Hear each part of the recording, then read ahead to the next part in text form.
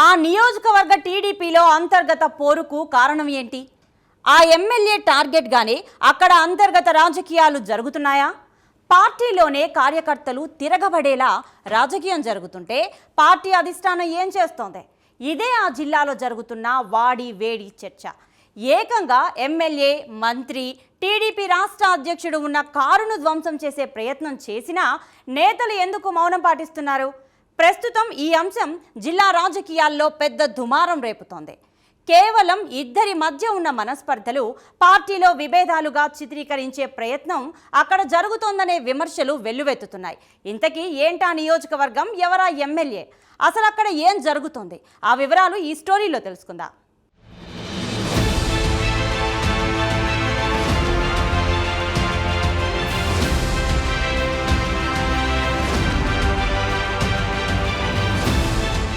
రాష్ట్ర రాజకీయాలకు ఆ జిల్లా కేర్ ఆఫ్ అడ్రస్. అక్కడ రాజకీయాల్లో రాణిస్తే చాలు రాష్ట్ర, దేశ రాజకీయాలు శాసించే స్థాయికి ఎదుగుతారనేది నానుడి. అదే నెల్లూరు జిల్లా.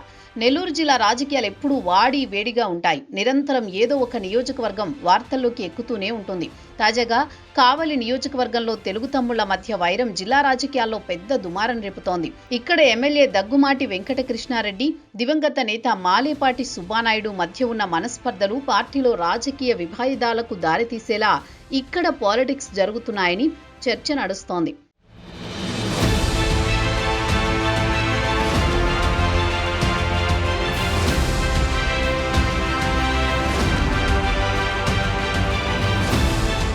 కావలి నియోజకవర్గంలో తొలి నుంచి తెలుగుదేశం పార్టీ యాక్టివ్గానే ఉంటుంది. గత ఎన్నికల్లో టికెట్ ఆశించిన మాలేపాటి సుబ్బానాయుడికి టికెట్ దక్కకపోవడంతో మొదలైన మనస్పర్ధలు ఆయన మరణం తర్వాత బలపడ్డాయి.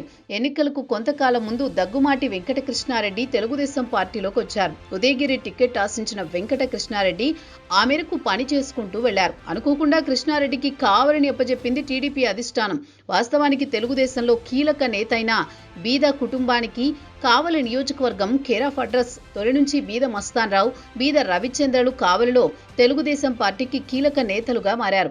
బీద రవిచంద్ర ప్రత్యక్ష రాజకీయాలకు కొంత దూరంగా ఉంటారు.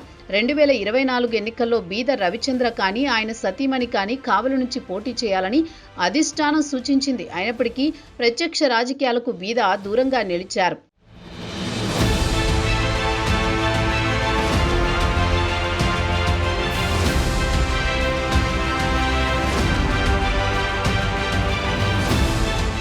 అయితే 2019 ఎన్నికల తర్వాత కావలి నియోజకవర్గంలో తెలుగుదేశం పార్టీ కొంత వీక్ అయింది. ఆ సమయంలో బీద రవిచంద్రకు అత్యంత సన్నిహితుడైన మాలేపాటి సుబ్బానాయుడికి నియోజకవర్గ ఇన్ఛార్జిగా బాధ్యతలు అప్పగించారు. దగదర్తికి చెందిన మాలేపాటి కావలిలో పార్టీకి కొంత యాక్టివ్ చేసి కార్యకర్తల్లో కొత్త ఉత్సాహం నింపారు. అయితే కొంతమంది నేతలు మాలేపాటి నాయకత్వాన్ని అప్పట్లో వ్యతిరేకించారు. సీన్ కట్ చేస్తే 2024 ఎన్నికల్లో ముందు తెలుగుదేశం పార్టీ అధిష్టానం నిర్వహించిన సర్వేలో మాలేపాటికి కొంత నియోజకవర్గంలో మైనస్ కనిపించిందట. ఈ నియోజకవర్గం నుంచి టీడీపీ టికెట్ కోసం మాలేపాటి సుబ్బానాయుడితో పాటు మరో నేత పసుపులేటి సుధాకర్ కూడా ప్రయత్నం చేశారు. అయితే వీరిద్దరినీ కాదని ఉదయగిరి టికెట్ కోసం వేచి ఉన్న వెంకటకృష్ణారెడ్డికి కావలిని అప్పగించి ఉదయగిరిని కాకర్ల సురేష్కి ఇచ్చింది టీడీపీ అధిష్టానం.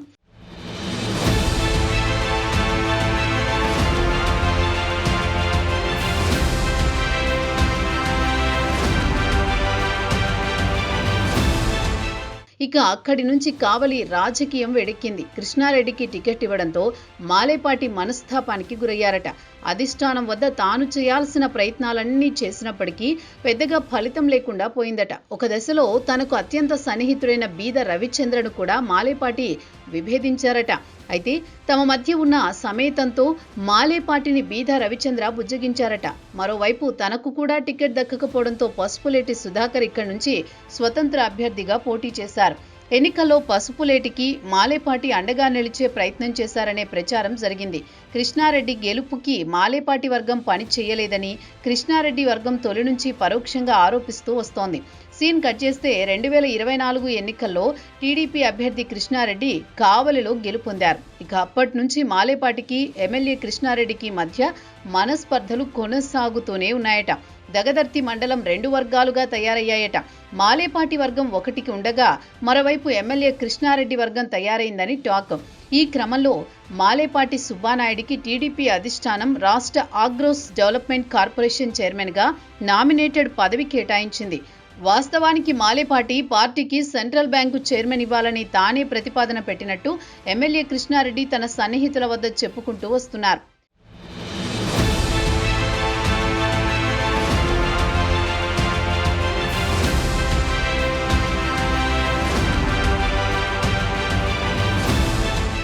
మరొక వైపు కావలి నియోజకవర్గంలో ఎమ్మెల్సీ బీదా రవిచంద్రకు కృష్ణారెడ్డికి మధ్య కొంత విభేదాలు తలెత్తినట్టు తెలుస్తోంది. ఇలా కావలి టీడీపీలో అంతర్గత విభేదాలు రావడంతో ఆ చిచ్చులో లోపల రాజుకుంటూ వచ్చింది. ఇంతలో అనుకోకుండా మాలేపాటి కుటుంబంలో తీరని విషాదం చోటు చేసుకుంది. బ్రెయిన్ స్ట్రోక్కి గురైన మాలేపాటి సుబ్బానాయుడు విజయవాడలోని ఆసుపత్రిలో చికిత్స పొందుతూ ఇటీవల మృతి చెందారు. అదే సమయంలో సుబ్బానాయుడికి హాస్పిటల్లో సహాయకుడిగా ఉన్న తన అన్న కుమారుడు భానుచంద్ర కూడా గుండెపోటుతో అక్కడే హఠాన్మరణం చెందారు. దీంతో దగదర్తిలో విషాద ఛాయలు అలుముకున్నాయి. మాలేపాటికి టికెట్ దక్కకపోవడం, పార్టీలో విభేదాలు, ఇతరత్రా అంశాలన్నింటినీ చేరుస్తూ ఎమ్మెల్యే కృష్ణారెడ్డి వల్లే మాలేపాటి మనస్తాపానికి గురై బ్రెయిన్ స్ట్రోక్ తెచ్చుకున్నారంటూ ఆయన అనుచర వర్గం ప్రచారం చేయడం మొదలుపెట్టిందట. మాలేపాటి అంత్యక్రియలకు ఎమ్మెల్యే హాజరైతే అక్కడ గొడవలు సృష్టించాలనే ప్రయత్నాన్ని ఓ వర్గం చేసిందని టాక్ నడిచింది. ఇంటెలిజెన్స్ ద్వారా సమాచారం అందుకున్న ఎమ్మెల్యే కృష్ణారెడ్డి దగదర్తికి వెళ్లకుండా కావలిలోని ఇద్దరికి సంతాప కార్యక్రమాలను నిర్వహించారు. అక్టోబర్ 30వ తేదీన మాలేపాటి అంత్యక్రియల కార్యక్రమం జరిగింది. ఈ కార్యక్రమానికి ఎమ్మెల్యే కృష్ణారెడ్డిని రావాలంటూ ఎమ్మెల్సీ బీదా రవిచంద్రతో పాటు నాయకులు ఆహ్వానించారట. అక్కడ ఎలాంటి అల్లర్లు ఉండవని చెప్పారట. దీంతో రాష్ట్ర అధ్యక్షుడు పల్లా శ్రీనివాసరావు, ఇన్ఛార్జి మంత్రి ఫరూక్, ఎమ్మెల్యే కృష్ణారెడ్డి ఒకే కారులో దగదర్తికి చేరుకున్నారు.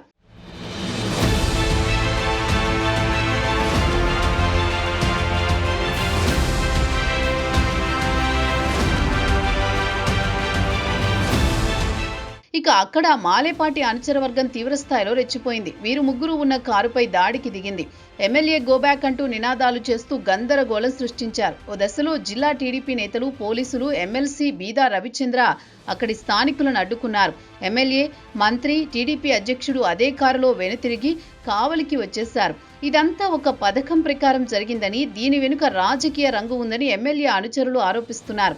ఇక్కడ జరిగిన దాడి అంశాన్ని రాష్ట్ర టీడీపీ అధిష్టానం ముఖ్యమంత్రి చంద్రబాబు నాయుడు దృష్టికి తీసుకువెళ్లినట్టు సమాచారం.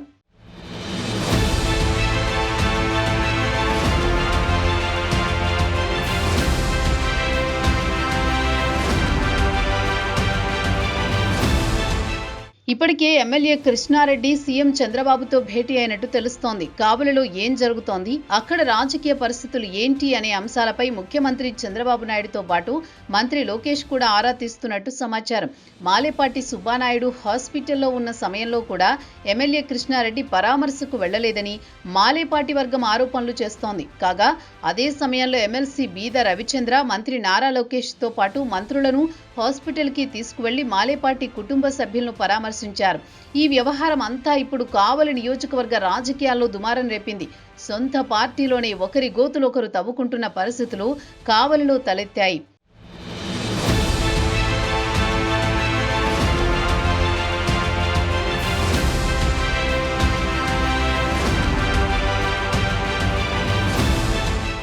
ఎన్నికలు ముగిసి కూటమి ప్రభుత్వం అధికారంలోకి వచ్చి ఏడాదిన్నర అవుతోంది. ఈ నేపథ్యంలో కొన్ని నియోజకవర్గాల్లో ఇలాంటి అంతర్గత విభేదాలు బయటపడుతూ వస్తున్నాయి.